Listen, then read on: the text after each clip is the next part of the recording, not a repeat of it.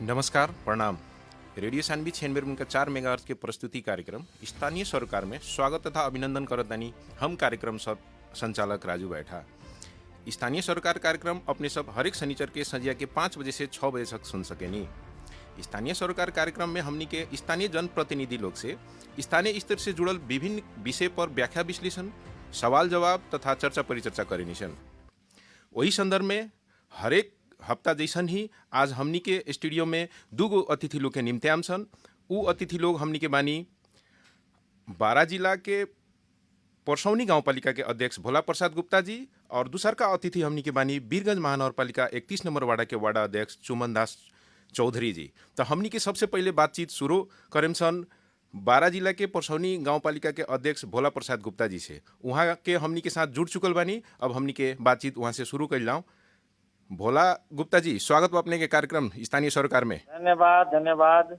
भोला जी जी, अभी के परिस्थिति जौन बाटे हमनी के कोविड-19 के ई परसा जिला के स्थिति तो एकदम नाजुक बढ़ले बा। परसा जिला पूरा मने लॉकडाउन तो का कहल जाओ निषेधाज्ञा कर्फ्यू लागल बाटे। यहाँ रोज रोज बहुते ज़्यादा मने यहाँ कोरोना संक्रमित लोग निकल रहल बा। बिहान से अपने लगन के 12 जिला में भी निषेधाज्ञा जारी होके के आदेश भी आ गइल बा। अपने के ठीक बीच में गाउँपालिका परताटे, लिंक रोड भी परताटे बीरगंज से लेके कलैया तकले। तो एकर व्यवस्थापन करे खतरा रउआ अपन गाउँपालिका के तरफ से सातु वार्डा में कति कति पहल कैले बानी, कति कति निर्देशन जारी कैले बानी? काहे कि बिहान से तो ई होके जा रहल बाटे, अपने के निषेध आज्ञा जारी होके जा रहल बाटे, लागू होके जा रहल बा। अब देखल जाओ ई तो विश्व रूप में ही फैलल महामारी बा जी। हमनी के देश में भी अभी तक ले 56 आदमी के मरे के न्यूज बा जी। तो ई महामारी के क्रम में हम ये कहें भगवान के कृपा बा जी। हमन पशुपतिनाथ के दया दृष्टि से चल रहल हमर नेपाल देश बा आ उनकरे दया दृष्टि बा जे अभी तक ले हमनी के ई देश में जौन हिसाब से फैले के चाहिए वही हिसाब से नहीं के फैलल बचल बानी सन। असीम में अनुकंपा बा भोलेनाथ के हमरा मने नेपाल देश के वासी पर। एमे एकरा साथे साथे एगो औरी देखी कितना निमन बात बा जे आज से 3 साल पहले स्थानीय चुनाव हो गई, प्रदेश के चुनाव हो गई, जौना से राहत महसूस कर रहल बा जनता।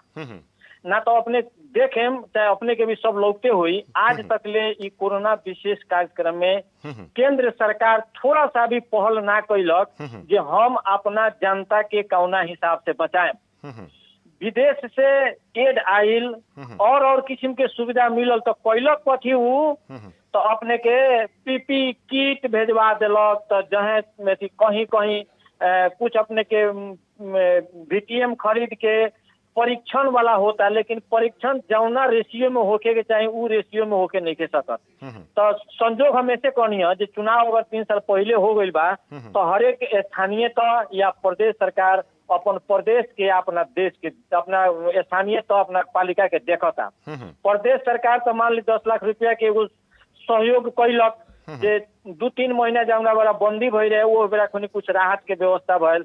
पालिका अपना पालिका से और विकास के बजट के रुपया रोक के स्थानीय जनता के बचावे वाला काम कैलक। लेकिन केंद्र सरकार अपने के 1 लाख रुपया कोनो पालिका में ना भेजलक जो अपने लोगन एकरा के व्यवस्थापन करी, खाली निर्देशन देलक, झूठा उल्टा निर्देशन जो हई कर लगन। लेकिन व्यवस्थापन करे में कथी कथी चाहिए एकरा बारे में एको बेर नहीं के सोच रहे राजू जी। जी भोला जी, लेकिन हम बताओ तनी यही पर आओ तनी हमार परसौनी पालिका में देखें तो हम खाली नहीं की कहत कि हमरा पालिका के जनता से अपने पूछ लेम जितना सैनिटाइज वाला काम, प्रचार प्रसार वाला काम, हर एक चौक चौक पर पानी रख के साबुन पानी से हाथ धोवे वाला काम, जनता के राहत बांटे वाला काम, क्वारंटाइन ए ग्रेड के व्यवस्थापन, माइकिंग पूरा सारा टोल टोल में करावे वाला काम और परसौनी गाँव पालिका कैलक। अभी तकले भी सैनिटाइज के काम हमारा परसौनी गाँव पालिका में चलल बा। तनका देर पहले हम बात के स्वास्थ्य संयोजक से तो कहता 2 दिन ट्रैक्टर खाली ना रहला तो नहीं के भाई फिर बिहान से पूरा सैनिटाइज वाला काम होता। पानी अगर ना हमरा के रोकले रही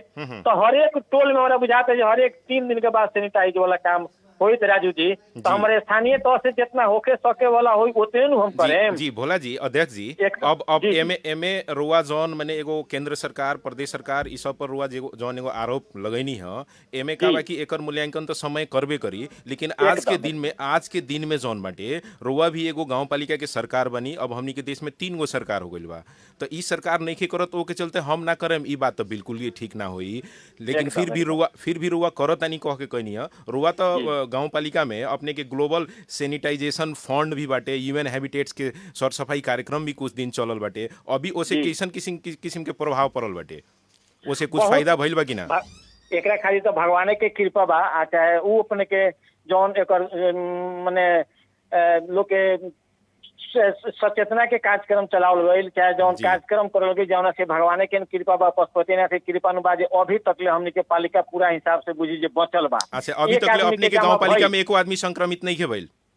खुटवा में देखी ना हमरे जी एगो और बात समझ में नहीं आवत राजू जी। जी हमर वार्ड नंबर 4 खुटवा में एक आदमी संक्रमित भइल, जी उहो गइल अपना से चेक करावे तब था लागल, कोनो लक्षण ना रहे। ओकरा बाद तुरंत ओकरा बिहान परसों भइला हमनी के ओकरा घर के पूरा परिवार के मिला के 19 आदमी के स्वाब संकलन करा के पीसीआर चेक करौनी सन टोटल निगेटिव भइल। यो हमरा समझ में नहीं आवत देखिए एक परिवार जोन में बात रह बटे के। भोला जी, अध्यक्ष जी, जी ई जोन बात बटे जी एमे सारा संसार अभी कंफ्यूज बा। कभी जी डब्ल्यूएचओ के दूसरे मेटर आवता कि हई तरीका से फैलता, तो कभी लक्षण सहित के, तो कभी लक्षण रहित के, तो एक के जी साथ रहे वाला एक आदमी में पॉजिटिव हो जाता, दूसरा आदमी में नेगेटिव हो जाता टे। तो एमे हाँ विज्ञ लोग अनुसंधान करिए रहल बा, लेकिन अभी जी हमनी के रउआ बहुत बढ़िया से, रउआ तो खुद एगो शिक्षक बानी, रहल बानी जी जी शिक्षक, तो रउआ बहुत बढ़िया से जानत हो के ई चीज prevention is better than cure, माने एकदम एकदम उपचार एकदम कइला से बहुत निमन होखेला कि जे ओकरा से हमनी के बचाव कइल जाऊं। तो जी बचाव करे खतरा जैसे स्थानीय सरकार के हैसियत से अब तो एक बार हमनी के लॉकडाउन झेल के उबरने रहनी हसन, तब तक ले फिर से माने संक्रमण बढ़े लागल। तो बिहान जी से अपने लन के एरिया में भी निषेध आ गया होता, अपने अपन गांव पालिका में भी कुछ ऐसा किस्म का आदेश देले बानी कि हेतरे तेरे कइल जाओ, हेतरे ना कइल जाओ। जैसे कि का होता कि मधेश में चहल पहल ज्यादा हो जाता, आवत जावत ज्यादा हो जाता, दुकान पर भीड़ भाड़ ज्यादा हो जाता टे घरे रहला के बाद में, ई सब पर नियंत्रण हम नहीं सन करे सकत। तो एकदम एकदम जी समझ जाओ। जी काल जिला प्रशासन के साँझ में न्यूज आइल जे हमर बड़ा जिला भी लॉकडाउन करे के पड़ल, बड़ा भीड़ भाड़ हो जाता, लेकिन काल उससे पहले सीडीओ साहब से हम खुद फोन करके सलाह करके आ कालू साँझ में हमनी के सूचना, कालू सवेरे ही सूचना जारी करनी सन जे जी बिहान से अब हाट बाजार पर सौनी में ना लागी। एकरा खातिर जे जेबा सचेत हो जाओ। अब अपना टोकरी में रख के मुड़ी पर धो के तरकारी उरकारी घुमा के बेचे वाला काम होई, बाजार लागे वाला काम ना होई। ये बेर हमनी के बाजार बंद करे वाला ही पूरा कार्यक्रम लोग लागल बा। हम इहो हम सीडीओ साहब से कहले अपने इंस्पेक्टर साहब के स्पष्ट रूप से निर्देशन दी हमारा पालिका में जौन हाट बाजार लागत ओकरा के पूरा रूप से बंद कर दिया। ये पहले ही शुरू कर चुकल बनी राजू जी। अच्छा, चेक जांच के संबंध में भी कुछ शंकास्पद व्यक्ति के चेक जांच के संबंध में भी कुछ अपने अपन गांव पालिका में कुछ मैंने निर्देशिका जारी कैले बनी की का बा? एकदम एकरा खातिर हमनी के अब एगो और कथी बा राजू जी, हमर 4 नंबर क्षेत्र में 4 गो पालिका पड़ेला, परवानीपुर, विश्रामपुर, परसौन या फेटा। तो 1 महीना पहले हमनी के बैठक कैले रहनी सन, वो बेरा स्थिति लगभग अभी सामने रहे।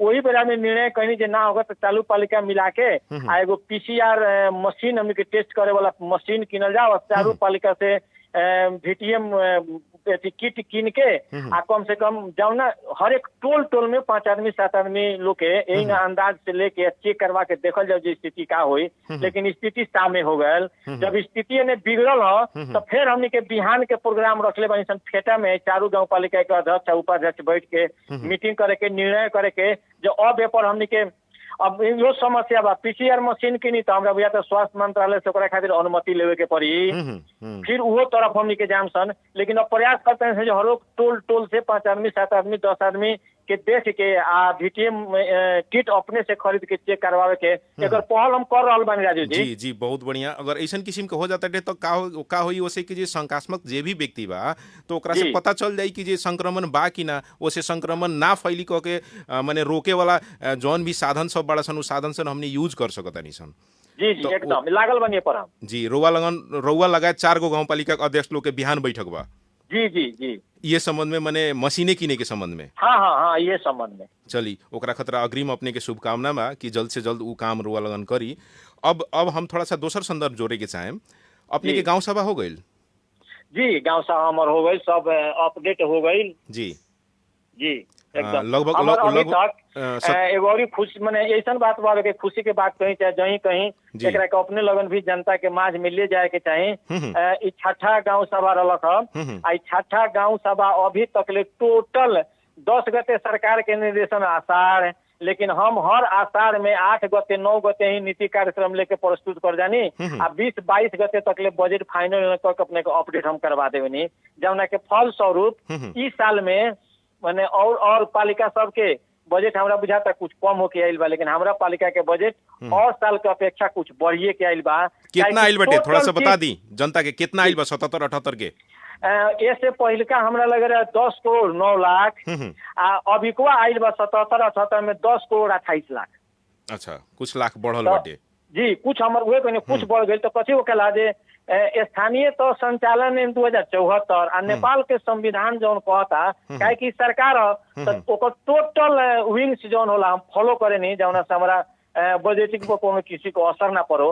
ओकरा बाद में खर्च करे के अवस्था भी हम सारा जनता के बता देवे के चाहिए चाहतनी जे और पालिका के रूप लगन देखी कितना खर्च भइल बा। हमर लगभग टोटल बजट चला देने राजू जी 85% हमर काम इस साल में भी सफल हो गइल बा, जबकि 3-4 महीना पूरा लॉकडाउन रहलक। माने बजट फ्रीज नहीं के भाई, तो सारा जनता सुनत हो या देखतो बा अपना टोल पड़ोस में, हम खाली कहता नहीं ये बात नहीं के राजू जी। माने बजट फ्रीज नहीं के भइल, गत साल के जितना भी बजट रहे उ सब रुआ माने सभी काम करा देले बनी, 100% काम करा चुकल बनी, एकदम पूरा काम करवा देले बनी। अच्छा, ई 77-78 के जौन बजट बा ई तो रुआ बहुत कम बताओ तनी, सिर्फ विकास वाला बजट बताइए का? जी हाँ, ये विकास वाला बजट है। आ 4 करोड़ 75 लाख अपने के 5 करोड़ 75 लाख अपने के जौन तलब बोलबा वाला सशर्त तौन एगो अलग बा। एठी के कर्मचारी लोग के कुल मिला के कितना बा?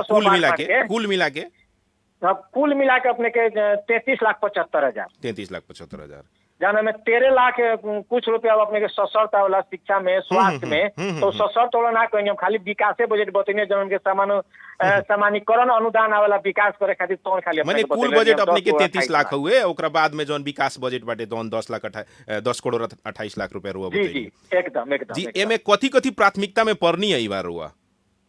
अब देखल जाओ, पहिलका तो कथी है, हम मान ली लोग कहला तो सही बात है जो शिक्षा क्षेत्र से आइल बनी, तो हमारा दिमाग में एगो कथी रहेला राजू जी, विकास भने को मानसे लाई मानसिक शिक्षित बनाउनु हो। मानसिक शिक्षित, हम डिग्री वाला शिक्षा ना कहनी, हाँ, पढ़ल लिखल ना, शिक्षित जी शिक्षित लोग अगर मानसिक रूप से शिक्षित हो जाए तब ही विकास संभव बा जी। तो एकरा खातिर हमने के प्रैक्टिकली विकास कौना हिसाब से होई, तो जब तक ले शिक्षित होके शिक्षा के माध्यम से प्रैक्टिकली लोग ना जाई तब तक ले विकास होके वाला बात नहीं खेलोकत। तो विशेष जोर हमारा ला शिक्षा पर कथी जोड़ देले बनी बताई तो? शिक्षा में कथी पहले शिक्षा से चलल जाओ हमनी के शुरू कइला, शिक्षा में कथी माने जोड़ देले बनी या कथी हो रहल बाटे अपने के गांव पालिका परसौनी में? बड़ा दुख के साथ हम कहेम जे जौना सोच के साथे हम बढ़ रहल बानी शिक्षा में, हमरा संगे जुड़ल लोग बा जौना में अपने के शिक्षक लोग भी आई, उ लोग वो हिसाब से आगे बढ़े नहीं के सकत। उदाहरण के रूप में अपने के हम बताएं, पर साल ये साल ना पर साल के बजट में 75-76 के बजट में सारा स्कूल में लैपटॉप प्रोजेक्टर किन के हम दे देनी, जे लोग जौन आकर्षित बा बोर्डिंग और ना जाओ, लैपटॉप प्रोजेक्टर से सब स्कूल में पढ़ाई हो, सब स्कूल इंग्लिश मीडियम से नर्सरी से क्लास शुरू करो। लेकिन इतनी नेरा मावी खुटवा अंकित बेंगा समावी परसौनी ये दोनों शुरू करके स्टैंडर्ड 2 चलावे के शुरू कर देलक, और स्कूल के शिक्षक लोग ध्यान ना दे सकल, वहाँ के उ लोग ना बढ़े सकल। आई 2 स्कूल में इतना बढ़िया इंग्लिश मीडियम से क्लास कहाँ कमी रह गई खातिर शिक्षक लोग के अलग से तलब भी हम सब स्कूल में अनुदान के रूप में देवे। भोला जी, बाकी जगह पर कहाँ कमी रह गई? तो बहुत बढ़िया पहल बाटे जी, बाकी जगह पर कमी कहाँ रह गई? और स्कूल के माने वो विभिन्न किस्म के बहाना बना के, जबकि हमारा परसौनी गांव पालिका में 12 गो स्कूल बा, 12 स्कूल का हमारा आह्वान है, आ 12 स्कूल के टीचर खातिर स्पेशल अनुदान हम देवेनी, लैपटॉप प्रोजेक्टर सब के दे देनी। अपने के गौरी खुशी के बात बताएं, हमारे परसौनी गाँव पालिका में एकरा के अपने के हम यो रिक्वेस्ट करें कि अपने के रेडियो सैंडविच के माध्यम से राजू जी एकरा के पूरा अपने प्रचार कर दें। जी बिल्कुल कहीं परसौनी गाँव पालिका में परसौनी पॉलिटेक्निक इंस्टीट्यूट जौन हमनी के एगो एरिया में ही नाम करे वाला चीज बा, एकरा के इतना ज्यादा मेहनत कैले बानी। हम अपने के सांसद इकबाल जी, माननीय जितेंद्र सोनल जी, मंत्री जितेंद्र सोनल जी, सब के प्रयास से परसौनी में दुधावरा नदी के बगल में हमार 5 ईटा नंबर 46 के 5 बीघा 5 कट्ठा जमीन दे दिले बानी। आ ऊपर पॉलिटेक्निक इंस्टीट्यूट चलावे के हमने के सहमति हो गई। बेंगासा स्कूल से बात कैनी, तब बेंगासा स्कूल में अभी तक ले 10 गो रूम हमार तैयारी हो गए। भौतिक संरचना परसौनी पॉलिटेक्निक इंस्टीट्यूट के ना भइला के बावजूद भी mechanical diploma in mechanical engineering के क्लास अभी अब सूचना निकली एडमिशन करे खातिर। अच्छा, डिप्लोमा इन मैकेनिकल इंजीनियरिंग जी ए साल से, लेकिन हमरा यहाँ चलावे के स्वीकृति मिल गई बा 5 गो। अच्छा, कथी मिलल बा थोड़ा बता दी। डिप्लोमा इन ऑटोमोबाइल इंजीनियरिंग, अच्छा, डिप्लोमा इन मैकेनिकल इंजीनियरिंग जी, diploma in electrical and electronics engineering, अच्छा, electric, diploma in geometric engineering, diploma in electrical engineering. अच्छा, 5 गो के मिल गई बा। आ हम गइल रहनी तो पूरा प्रयास कहीं जे सिविल इंजीनियरिंग हमरा के और एगो थप दी लगन 4 वर्ष से। डिप्लोमा इन सिविल इंजीनियरिंग काहे कि हमनी के ई एरिया में बेसी आवश्यकता ओकरे बा। तो हमनी के अभी बानी हुआ के विनय मिश्रा जी ओकर माने अभी देखे वाला सभी। तो परसों के बात है, परसों हम गई रहनी हुआ से बात भइल आ हम बताइनी जे परसौनी पालिका से ही जौन जमीन बा ओकरा के बाउंड्री करवावे वाला, माटी भरवावे वाला काम हम कर रहल बानी। अच्छा, ई जमीन जौन कहनी रुआ 5 बीघा, ई 5 बीघा जमीन उ केकर बाटे? 5 बीघा 5 कट्ठा सार्वजनिक जमीन है। सार्वजनिक जमीन हुए जी। एकरा खातिर भी पूरा प्रोसेस चल गई, गांव सभा से निर्णय करके, बोर्ड से निर्णय करके, जिला विपद व्यवस्थापन समिति से निर्णय करके फाइल हमारा गाड़ी बढ़ गई। इस साल में बजट भी आवता भौतिक संरचना तैयार करे खातिर। राजू जी, ई तो अगर होता तो 2 नंबर प्रदेश में ही नमूना के रूप में हुई अपने के 12 जिला तो 12 जिला 5 गो माने टेक्निकल पढ़ाई वो भी एक ही जगह। तो ई तो एकरा पर तो रुआ लगन सब कोई बहुत जोर तोड़ से लागे वाला स्थिति बाटे। हम राजू जी रउआ रेडियो के माध्यम से हमरा पालिका में रहल, हमरा अगल बगल पालिका वाला लोग में रहल, सब के सब साथी भाई लोग से, कांग्रेस के, माओवादी के, एमआलए के, राजपा के, फोरम के जितना बा लोग, सारा हम राजनीतिक कर्मी साथी लोग से भी अनुरोध करें जे अहो भाग्य बा हमर परसौनी के जे इतना बड़का इंस्टीट्यूट यहाँ संचालन होके जाता। ई एरिया एगो नामी एरिया हो जाई, देश विदेश के लोग परसौनी गांव पालिका के नाम से जानी, परसौनी पॉलिटेक्निक इंस्टीट्यूट के नाम से जी। सबके पूरा तहे दिल से सहयोग करो।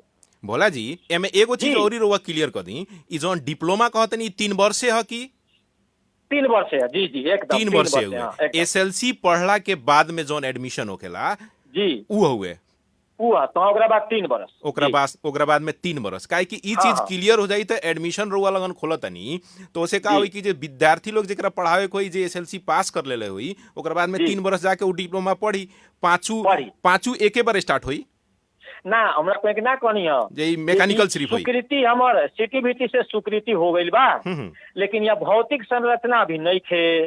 ओसे ए साल में एगो फैकल्टी चालू होता और फैकल्टी फिर अगला साल से भौतिक संरचना बनते जाइए, थपते चल जान। अच्छा, यही में शिक्षा वाला चीज में ही हम एगो चीज रुआ के थपे के चाहेम, ई राउर माने नीति तथा कार्यक्रम में आइल बात हुए, एकरा के भी रुआ थोड़ा सा स्पष्ट पार दी। अपने के गांव पालिका परसौनी से 8 कक्षा आ 10 कक्षा पास भइल ई माने छात्रा लोग के 25,000 रुपया कह के रुआ लगन घोषणा कैले रहनी कि का है छात्रा की पूरे देखल जा जी। यह बात अपने के बतानी है जे परसौनी गांव पालिका विशेष रूप से जोर देले बा शिक्षा में। तो एकरा खातिर 8 क्लास के देखिए 8 क्लास के परीक्षा हम गांव पालिका स्तरीय लेवनी और गांव पालिका का करेला जे कोनो जगह से क्वेश्चन किन के परीक्षा, लेकिन हम का करेनी बोर्ड गठन करेनी, बोर्ड क्वेश्चन सिलेक्शन करेला, अपने से छापवा के गांव पालिका स्तरीय 8 के परीक्षा लेवेनी। ओमे टॉप करे वाला 5 गो लड़की या 5 गो लड़का के प्रोत्साहन करेनी 5-5 हजार रुपया से। 5-5 हजार रुपया देवेनी रुआ माने टॉप 5वां के जी, टॉप 5वां लड़की के या टॉप 5वां लड़का के ना, टॉप 5 गो लड़की है, टॉप उहे माने ऊपर से लेके 1 2 3 जोन लड़का क्षेत्र में 5 गो। अच्छा, ई स्नातक वाला भी रुआ मने स्नातक मने कैला के बाद में रुआ भी मने लड़की लोग के शायद ई बाटे 51,000 रुपया सब बता देतनी, हम सब बता देतनी। ओकरा बाद में 10 क्लास जौन एसई वही नहीं गांव पालिका में जौन टॉप करी 5 गो लड़की या 5 गो लड़का के 25-25 हजार रुपया ऐसे दियाई जे उ 11 क्लास 12 क्लास पढ़ हुआ ओकर गार्जियन ही कहो जे हमर लड़का पढ़े में तेज होई तकरा प्रोत्साहन भी गांव पालिका करी। ओकरा बाद ग्रेजुएशन कैला के बाद लड़की के लोग शादी करता तो ओकरा में हमनी के 51,000 रुपया एगो न्योता के रूप में ओकरा के लेके देम सन। ई होको मन में लोग के जाओ जो हमनी के लड़की के भी ग्रेजुएशन तकले पढ़ावल जरूरी बा। राजू जी इहे कारण है जे लड़की के जन्मते मात्र 10,000 रुपया 20 बरस खातिर ओकरा खाता में हमनी धो के फिक्स कर देतनी जे 20 बरस के बाद गार्जियन ओकर शादी करो तो आ चाहे ग्रेजुएशन पढ़ाओ तो कम से कम +2 तो ओवर तक ले पढ़ के चल जाई। तो जौन महिला हिंसा होता लड़की लोग के जौन आत्मबल कम होता तो कम से कम +2 कर ली ग्रेजुएशन कर ली तो ओकर आत्मबल बढ़ जाई। भोला जी ई बड़ी सराहनीय काम बा। भोला जी काफी हमरा के सहयोग। भोला जी बड़ी सराहनीय काम बा। एमे एक चीज तंका क्लियर करते चलल जाई तो ठीक रही। ई जोन रुआ माने घोषणा कइले बनी, अच्छा एकरा के लागू कइले बनी तो ई ग्रेजुएशन कइल हरेक लड़की के माने रुआ 51,000 रुपया देवे नी एकदम माने अपने के गांव पालिका के 7 वार्डा में सारा लड़की ग्रेजुएशन कलसन माने 7 वार्डा में कोनो भी लड़की यदि ग्रेजुएशन करता तो ओकरा के रुआ न्योता सर 51,000 रुपया गांव पालिका से देवे नी। एकदम ई एमे क्लियर बा। एकदम क्लियर बा। अच्छा एकरा अलावा अब रउआ तो खुद एगो शिक्षक पेशा से देखी हमनी के मधेश में का बा कि जे बहुत लोग बहुत किस्म के आरोप लगा रहल बा कि जे जनप्रतिनिधि लोग तो अनपढ़ लोग हो जाता, अंगूठा छाप लोग हो जाता, तो माने ठेकेदार लोग हो जाता, तो विभिन्न किस्म के बात सब आ रहल बा। रउआ एगो शिक्षण पेशा से शिक्षक भइल व्यक्ति आइल बानी तो एकर परिणाम तो कम से कम परसौनी गांव पालिका में दिखाई देवे के पड़ल कि जे एगो शिक्षक हमनी निर्वाचित करनी सन तो कम से कम शिक्षा के स्तर उठ गइल।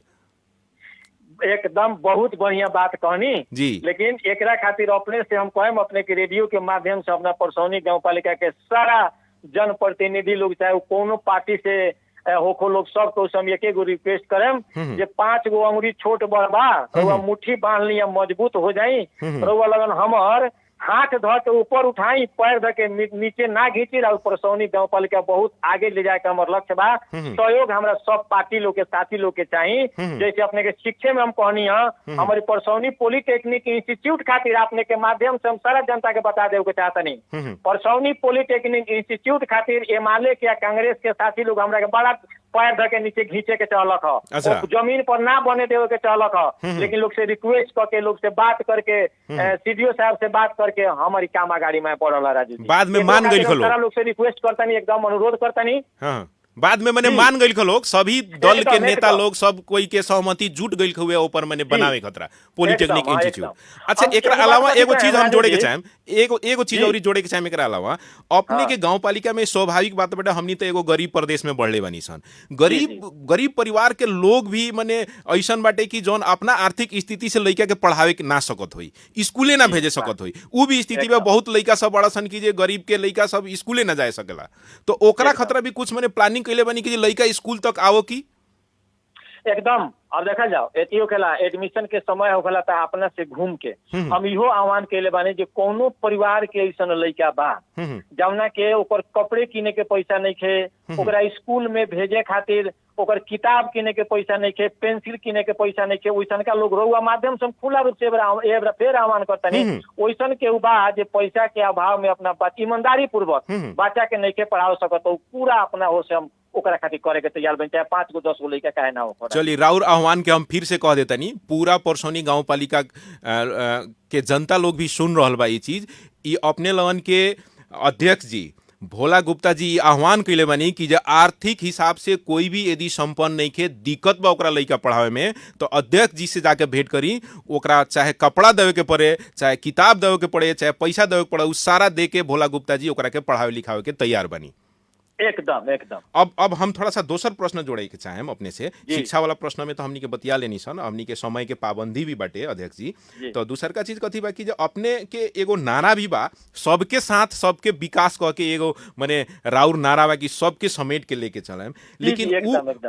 उ नारा माने प्रैक्टिस में उतारे में दिक्कत होता जैसन महसूस हो रहा बा। जैसे कि रुआ अभी कहनी अनु कि जो पैर खींचता लोग तो पांचों अंगुली जी बराबर नहीं खे, और यहाँ तक ले कि अपने के वार्डा अध्यक्ष लोग पर भी मने मुद्दा लाग जाए वाला स्थिति होता टे, तो ई तो जी सबके साथ नइखे जात जैसन महसूस होता। एकदम इहे बात हम कहनी। देखिए हम से कथी कहनी है, एगो बात हमरा पर ध्यान देनी है। बोला जब जाओ। कहनी है, जब सारा जनता से रिक्वेस्ट करे के चाहतनी हमर परसौनी गांव पालिका के ऊपर लेके जाए खातिर, रउआ लोगिन हमर हाथ ध के ऊपर खींची, पैर पकड़ के नीचा ना खींची। कोनो सलाह बा सुझाव बा तो 98-550-48-700 में रउआ हमरा के एक बेर सलाह दी जे सर हेंग करल जाओ। अरे पार्टी विभिन्न किस्म के होला, जब नेपाल के संविधान विभिन्न दल के व्यवस्था कइले बा तो जौना बेरा चुनाव आई तौना बेरा फिर अपना अपना हिसाब से लागल जाई। लेकिन ए बेरा विकास के क्रम में तो सबको के सहयोग करके नु आगाड़ी बढ़े के पड़ल। एगो बात बताई राजू जी, कोनो टोल में रोड ढला जाता, वो रोड में हम तो ना चले, उहे टोल के लोग चली। नाला कोनो टोल में बन जाता तो पानी तो वही टोल के लोग के गिरी, हमर तो ना गिरी। तो ओमे हम कहते हैं जे वो लोग सहयोग करी, ओमे आके कोई हमरा के बोलाई, हम सब लोग के कहनी जे कोनो टोल में कोनो समस्या होगा तो प्लीज रउआ लगन हमरा के एक बार 98-550-48-700 में कॉल करी, हम वो आवतानी बैठ के माने मुद्दा मुकदमा और मत जाई, मुद्दा मुकदमा और मत जाई, बैठ के हमरा के छलफल करी का दिक्कत बा, उ दिक्कत के समाधान करे खतरा माने भोला गुप्ता जी तैयार बनी पूरा। मुद्दा मुकदमा और जाइल जाई तो उलझन हुई। हाँ आ उलझन हुई तो विकास में अवरोध हुई। ई बात एक बेर अगर वो अपना ओर से सब जनता के कह दी तो जी बिल्कुल, राउर अपने खुद अपना मुंह से आह्वान कैले बानी कि जो कौनो किस्म के मने बात होताटे जेमे विवाद महसूस होता, अच्छा जेमे विरोध करे के महसूस होताटे, तो ओमे रुआ लगन मने अपन गांव पालिका के अध्यक्ष जौन भोला गुप्ता जी बानी उ एकदम समाधान करे के जब भी तैयार बनी। विकास के काम में मने सभी आदमी के सहमति जुटावे खतरा तैयार बनी। उनकर नारा भी बा सबके साथ सबके विकास, तो सबके साथ लेके जाएम। जौन भी अब अपने से एगो बात भी हम राखेम, छोट मीठ में रुआ राख देवल जाई, जौन भी मुद्दा अपने के लागल बटे, जो अपने के वार्ड अध्यक्ष लोग पर मुद्दा लोग कैले बा, ई सबके समाधान तुरंते रुआ करे के कोशिश कर रहल बानी कि का बा? एकदम एकदम देखल जाओ कथी बा, हम इहो बा एगो और बात बताई हम राजू जी। जी राजनीतिक में हम ना रही, हम राजनीति करता ना है, लेकिन अब अइला के बाद में पहले हम तनी से कमजोर रही, माने कोनो बात करे को के कुछो के तो, लेकिन हमरा एगो और ऐसे खुशी लागल जे लोग हमरा के बड़ा मजबूत बना देलक कोनो बात करे खातिर, कुछो करे खातिर। तो ये मुद्दा मुकदमा आवत हम एकरा कुछो हमरा फर्क नहीं के पड़त, काहे कि एगो सिस्टम के चीज है, नियम से जाए वाला चीज बा। उच्च अदालत में लोग मुद्दा देता, वकील जाके बहस करी, नियम से वकील तो ई सब के साथ ना भइल नेताजी, ई सब के साथ ना भइल।